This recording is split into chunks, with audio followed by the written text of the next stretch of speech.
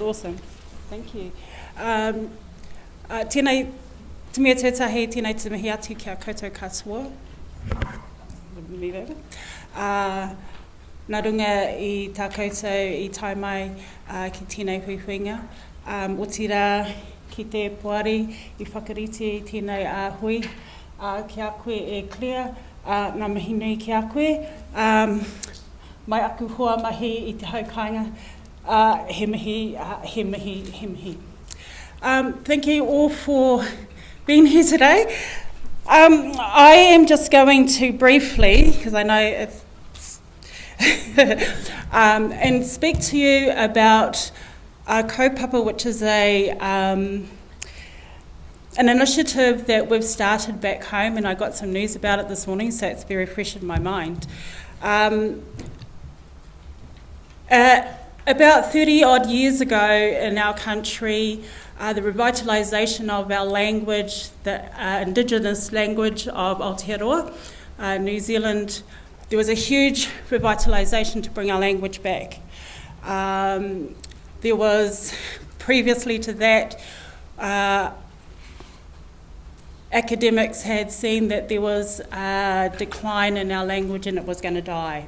So those of that time that still had a little bit of our language left banded together and moved together and lobbied to our government for our rights for our language. From that, they built te kohanga reo. Te ātārangi was a method of, te kohanga reo, sorry, language nests for our young babies. And then ātārangi, which is another movement, to teach adults how to speak our language. And it was just to revitalise that. And this moves me into Te Kura Kaupapa Māori, which is a Māori medium language centre, predominantly now from ages 0 right through to 18. So that's what we have now in our country. And we're very proud of that as Indigenous peoples of our country. So the project that I'm going to talk to you about briefly is a project that's come out of one of the communities in which I work in. They want something in their community around land space, and parkland, just so that they can be, they're able to go to their local park, have something to do. But they specifically want Māori aspects or Indigenous aspects to their park area. So my role in that has been to connect that local community with the Indigenous people of that area and work together with the local government, professionals in landscape architecture, and we've done that through a kura kaupapa Māori in the local area, and we've actually asked their senior students and their staff there if they would like to take on the design aspect of that park area for that local community, which they have happily said yes to. So I'm getting some really good news this morning.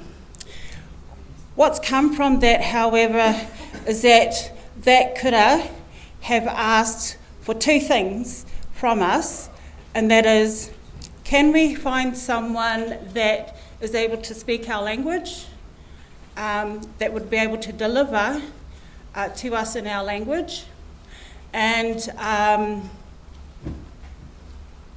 how is that going to look, because they are so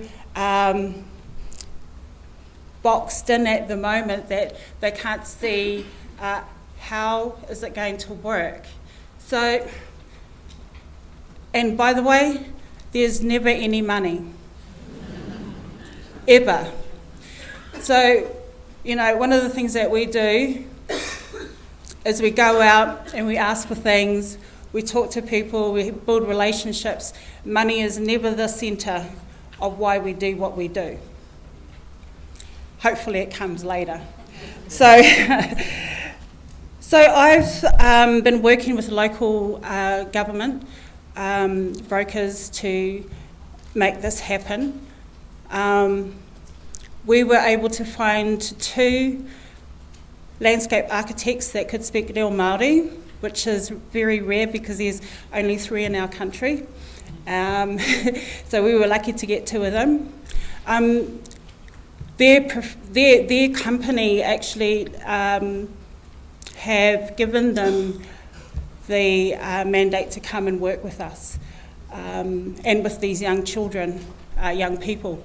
And we were very thankful because they're a corporate organisation, and for them to come on board with us is just amazing. And they didn't ask for money. That was even better. But what we've been able to do with them is that we've been able to plan with them a 10-week program that will teach them design aspects, that will take them into these young people into a landscape architecture for their future. So we're building pathways for our children, and they'll be able to deliver in their own language, with their own cultural and customary beliefs and systems and principles. So this is something that we think is absolutely fabulous. And that's building, again, empowerment for our people.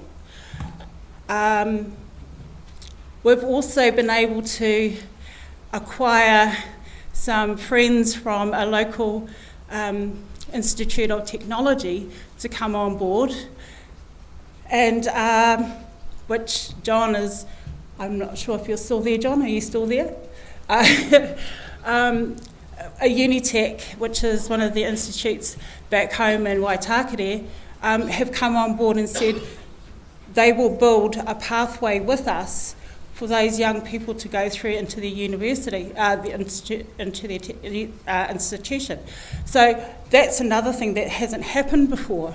So we're looking at building capacity and building on a dream and a revitalisation from 30 odd years ago.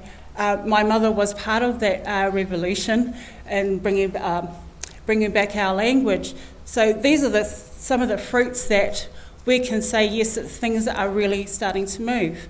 And that's just one aspect of the fight that we have with local governments, with central governments, with policymakers, but we're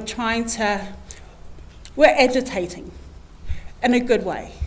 And we're building our young people to agitate with us, and teach them how to agitate with us. So that's just a small thing. I didn't want to do a big whole thing about, because everything's just been talked about. I don't know, I was thinking, what am I going to add to that? But for us, on the screen you can see this young girl here. She's the reason why we do what we do. For me, that's my daughter. And she has reaped the rewards of all the fights and the arguments that we have with local and central and national governments. And she's reaped the rewards from that because she has her culture, she has her language, and now she's out there in the world, and she actually is a community development worker like her mother, which is not what I sent her to university for, but totally different.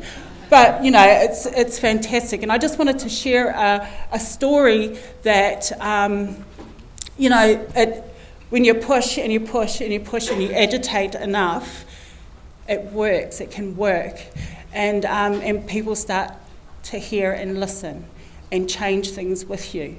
So that's all. I'll end it there because I'm getting the stop sign. So, Nō reira, thank you very much for listening.